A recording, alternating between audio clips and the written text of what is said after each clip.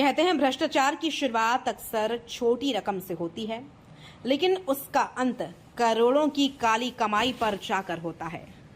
सिर्फ 300 रुपए की कथित रिश्वत की शिकायत और उसके बाद 35 करोड़ रुपए से ज्यादा की चल अचल संपत्ति, 1 करोड़ 62 लाख रुपए नगद, 13 किलो सोना, 9 किलो चांदी, हीरे जवरात, लखनऊ से लेकर नोएडा, बाराबंकी, रायबरेली और सीतापुर तक फैली संपत्तियां।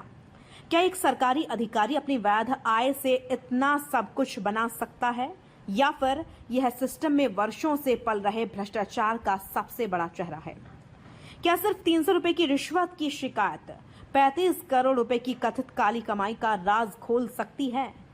क्या एक सरकारी अधिकारी के घर में करोड़ों की नकदी, 13 किलो सोना, 9 किलो चांदी, हीरे जवाहरात, लग्जरी गाड़ियां और उत्तर प्रदेश के कई शहरों में फैली संपत्तियां मिल सकती हैं?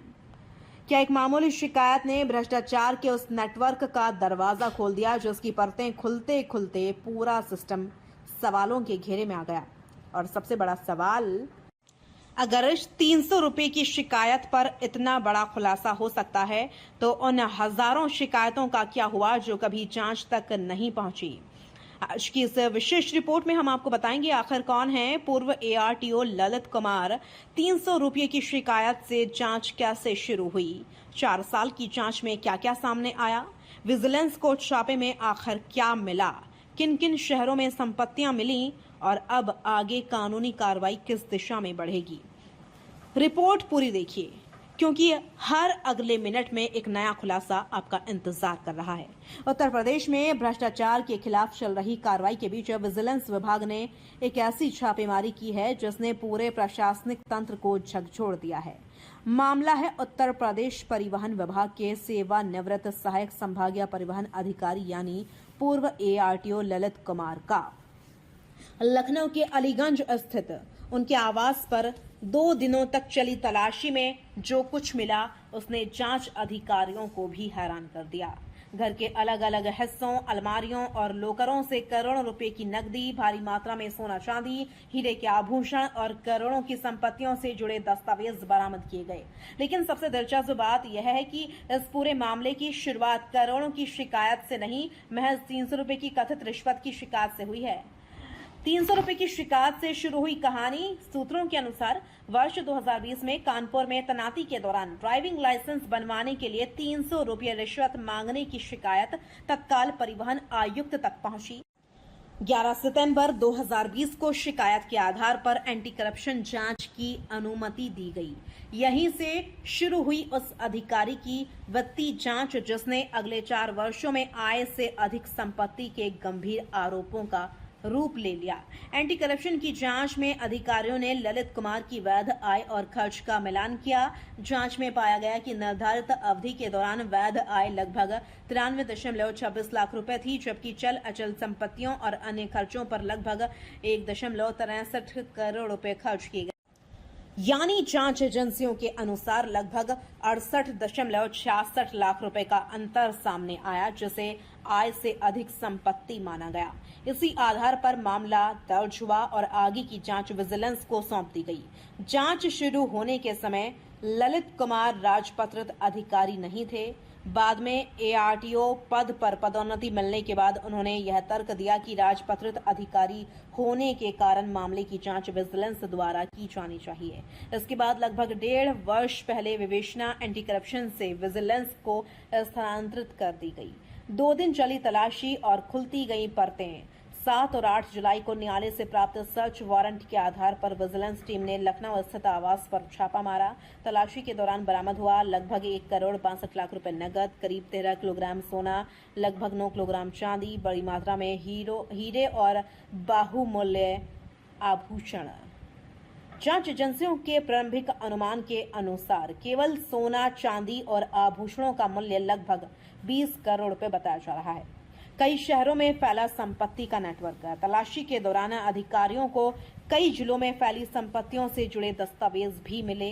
इनमें शामिल बताए गए लखनऊ, नोएडा, बाराबंकी, रायबरेली, सीतापुर। इसके अलावा विभिन्न स्थानों पर आवासीय मकान, प्लॉट, कृषि भूमि, फ्लैट बुकिंग से जुड़े दस्तावेज भी बरामद हुए। प्रारंभिक मूल्यांकन में इन अचल संपत्तियों की कीमत करोड़ों रुपए आंकी जा रही है। बैंक निवेश भी जांच के घेरे में। छापेमारी के दौरान केवल नकदी और जेवर ही नहीं मिले, जांच अधिकारियों को कई बैंक खातों, पोस्ट ऑफिस निवेश, म्यूचुअल फंड और फिक्स्ड डिपॉजिट से जुड़े दस्तावेज भी मिले। इन निवेशों का मूल्य 1 करोड़ रुपए से अधिक बताया जा रहा है।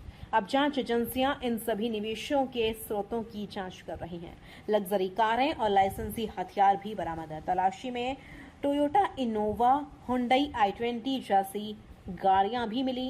इसके अलावा एक लाइसेंसी रिवॉल्वर भी बरामद हुई है। जांच टीम घर के इंटीरियर, महंगे फर्नीचर और आधुनिक उपकरणों पर हुए खर्च का भी मूल्यांकन कर रही है। ललित कुमार को अक्टूबर 2020 में आगरा में ARTO प्रवर्तन द्वितीय के पद पर तैनाती मिली थी। बताया जाता है कि 5 वर्षों की सेवा के दौरान वे अधिकांश समय अवकाश पर रहे।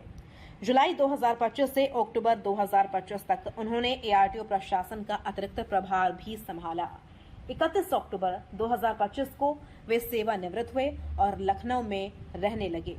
विभाग में चर्चा का विषय बना मामला। विजिलेंस की कार्रवाई के बाद परिवहन विभाग में पूरे दिन इसी मामले की चर्चा रही। पूर्व सहयोगियों के बीच छापेमारी में मिली संपत्तियों और नकदी को लेकर तरह तरह की चर्चाएं होती रहीं। पुराने विवाद और प्रवर्तन कार्रवाई के दौरान हुई घटनाएं भी फिर चर्चा में आ गईं। अब आगे क्या होगा? विजिलेंस अब बरामद नकदी, सोना चांदी, संपत्तियों, बैंक निवेश, वित्तीय लेन देन, आय के स्रोत, टैक्स रिकॉर्ड, संपत्ति खरीद के दस्तावेज सभी की विस्तृत जांच कर रही है। यदि जांच में अवैध आय के और प्रमाण मिलते हैं तो अन्य एजेंसियों को भी जांच में शामिल किया जा सकता है। सिस्टम पर उठते बड़े सवाल है। यह मामला केवल एक अधिकारी तक सीमित नहीं है, यह कई गंभीर सवाल भी खड़े करता है। क्या भ्रष्टाचार का इतना बड़ा नेटवर्क वर्षों तक बिना किसी निगरानी के चलता रहा? क्या विभागीय ऑडिट पर्याप्त थे? क्या संपत्तियों का समय समय पर सत्यापन हुआ? और सबसे बड़ा सवाल, अगर 300 रुपए की शिकायत इतनी बड़ी कार्रवाई तक पहुंच सकती है तो आम लोगों की बाकी शिकायतों पर इतनी तेजी क्यों नहीं दिखाई जाती है? फिलहाल पूर्व ARTO ललित कुमार के खिलाफ आय से अधिक संपत्ति के मामले की जांच जारी है। बरामद दस्तावेजों की जांच के बाद ही यह स्पष्ट होगा कि कुल संपत्ति कितनी है, उसका स्रोत क्या है और क्या किसी अन्य व्यक्ति या नेटवर्क की भूमिका भी सामने आती है।